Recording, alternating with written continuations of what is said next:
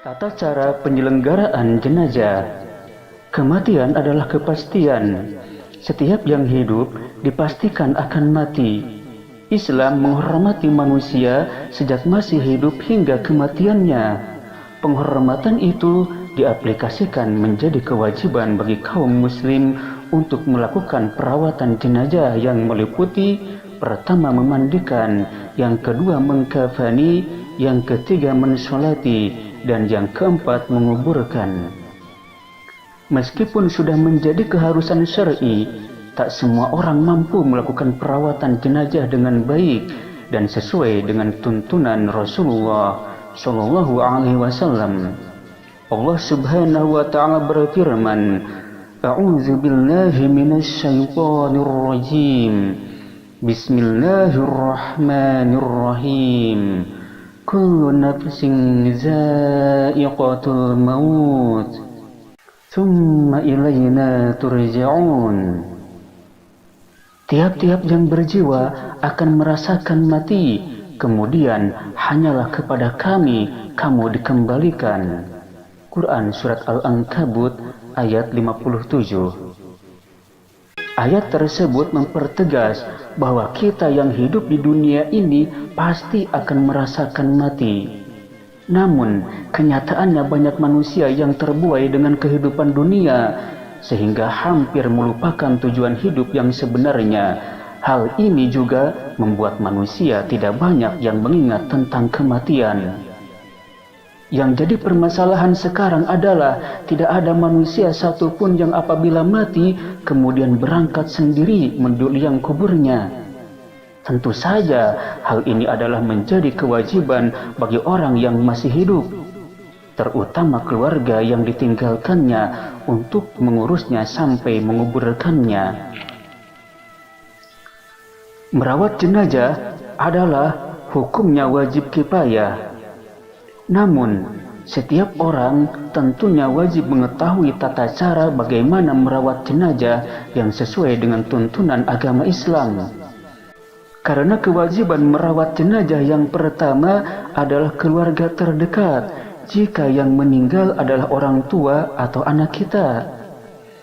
Kalau kita tidak bisa merawatnya sampai menguburkannya, berarti kita tidak birrul walidain, berbakti kepada kedua orang tua kita. Rasulullah Shallallahu Alaihi Wasallam telah bersabda, "Apabila telah mati anak Adam, maka terputuslah amalnya kecuali 3 perkara. Pertama, sedekah jariyah, kedua, ilmu yang bermanfaat, dan yang ketiga, anak yang soleh yang mau mendoakan kedua orang tuanya."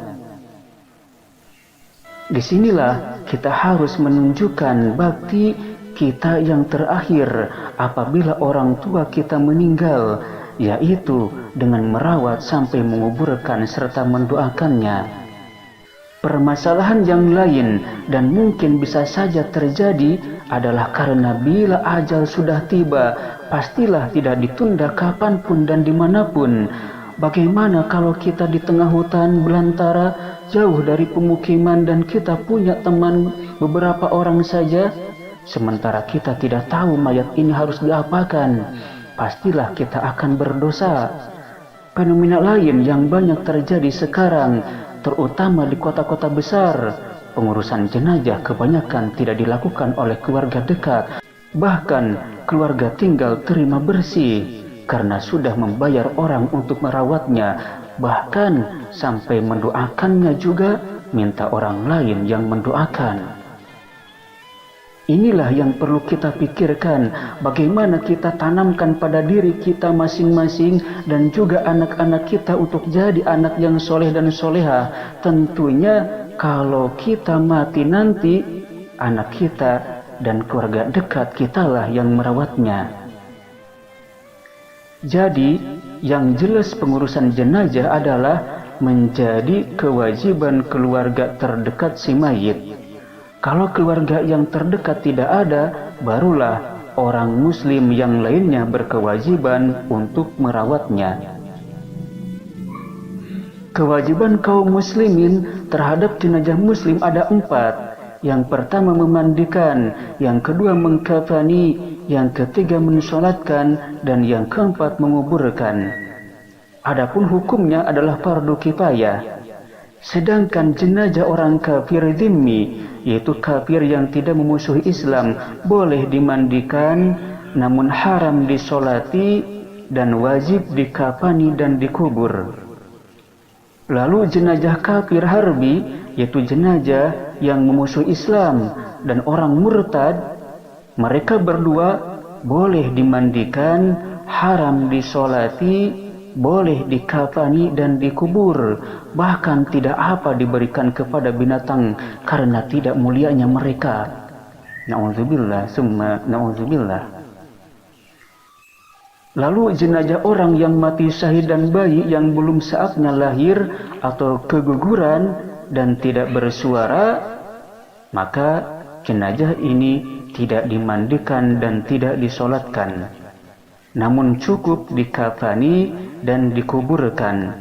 Bahkan haram bagi keduanya, yaitu orang yang mati syahid dan mati keguguran, disolati, haram disolati, dan haram bagi jenazah mati syahid dimandikan. Sedangkan bagi jenazah bayi keguguran yang tidak bersuara boleh dimandikan. Lalu bagi jenazah orang yang meninggal dalam keadaan ihram haji atau umroh, tidak boleh diberi harum-haruman dan tidak pula diberi tutup kepala bagi laki-laki dan tidak diberi tutup wajah bagi perempuan. Lalu kita akan membahas tata cara memandikan dan mengkafani secara terperinci pada kesempatan kali ini. Yang pertama, memandikan mayat. Syaratnya jenazah yang harus dimandikan, pertama, mayat itu adalah orang muslim. Kedua, didapati tubuhnya walaupun sedikit. Ketiga, jenazah itu bukan mati syahid. Cara memandikan mayat. Pertama, mayat diletakkan pada tempat yang tinggi seperti balai-balai atau ranjang dan di tempat yang sunyi, tidak banyak orang masuk atau keluar. Yang kedua, siapkan air secukupnya. Disunatkan air dicampur dengan daun bidara atau sesuatu yang dapat menghilangkan kotoran tubuh seperti sabun. Sebagian air dicampur kafur barus untuk digunakan pada siraman terakhir nanti. Lalu yang ketiga, mayat diberi pakaian mandi yang tertutup auratnya sejauh tidak menyulitkan orang yang memandikan. Yang keempat, mengeluarkan kotoran dari dalam perutnya serta kotoran-kotoran di bagian tubuh yang lain dengan cara yang halus dan sopan. Yang kelima, bersihkan mulut dan giginya, barulah dibasuh kepalanya seraya disisir rambut dan jenggotnya jika ada, lalu dibaringkan ke sebelah kiri untuk dibasuh sebelah kanannya. Sesudah itu, baringkan ke sebelah kanan untuk dibasuh sebelah kirinya. Serangkaian pekerjaan tersebut dihitung 1 kali basuhan dan dipandang cukup, namun disunatkan 3 kali atau 5 kali, sebagaimana Rasulullah SAW bersabda. An Ummi Atiyah, dakhala alaina an-nabiy sallallahu alaihi wasallam, igsilnaha thalasan aw khamsa aw akthara min dhalik, in ra'aytunna dhalik bima'in wa sidrin waj'alna fil akhirati kafura. Rawahu Bukhari wa Muslim. Dari Ummu Atiyah radhiyallahu anha, datang kepada kami Rasulullah sallallahu alaihi wasallam sewaktu kami memandikan putri beliau, kemudian beliau bersabda, mandikanlah ia 3 kali atau 5 kali atau lebih kalau kamu pandang lebih baik dari itu, dengan air atau daun bidara, dan basuhlah yang terakhir dengan dicampur dengan kapur barus. Hadis riwayat Bukhari dan Muslim. Lalu yang keenam, meratakan air ke seluruh badan jenazah dari atas kepala sampai ke kaki. Yang ketujuh, mewudukan jenazah, dan yang kedelapan, dikeringkan dengan kain handuk. Adapun orang yang berhak memandikan mayat itu, yaitu yang pertama suami atau istri mayat dan muhrimnya.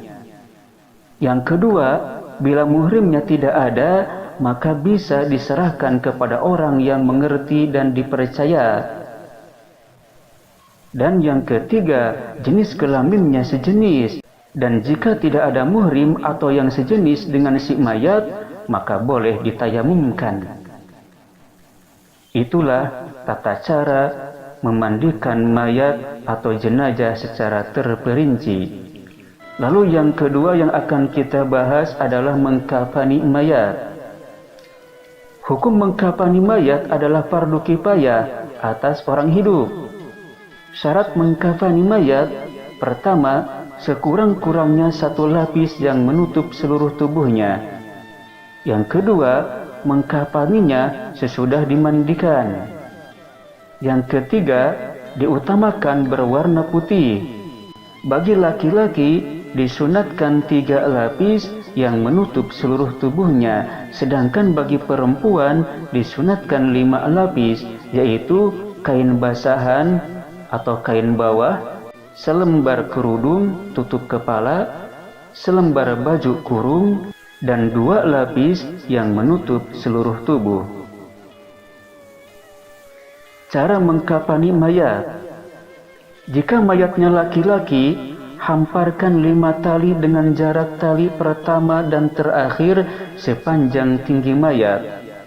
Lalu 3 lapis kain kafan dihamparkan selai demi selai di atasnya dan ditaburkan di atas tiap-tiap lapis itu harum-haruman seperti kapur barus dan semacamnya.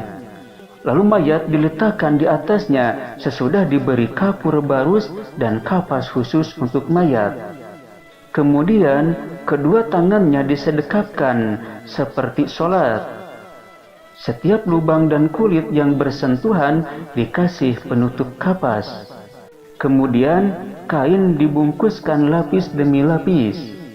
Pada bagian kaki, lutut, perut, dada, dan kepala diberi ikat tali dari kain putih. Jika mayatnya perempuan, dilakukan seperti tersebut di atas. Hanya pada tubuh mayat dipakaikan kain basahan atau kain bawah, baju, dan tutup kepala atau kerudung.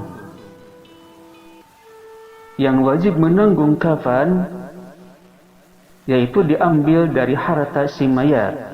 Bila tidak meninggalkan harta warisan, maka dibebankan kepada orang yang memelihara sewaktu hidup. Apabila mayat tidak ada yang menanggung, maka diambilkan dari Baitul Mal. Itulah tata cara pengurusan jenazah secara terperinci, baru memandikan dan mengkafani. Kemudian poin ketiga yaitu mensolati, dan poin keempat menguburkan akan kita bahas pada kesempatan yang lain.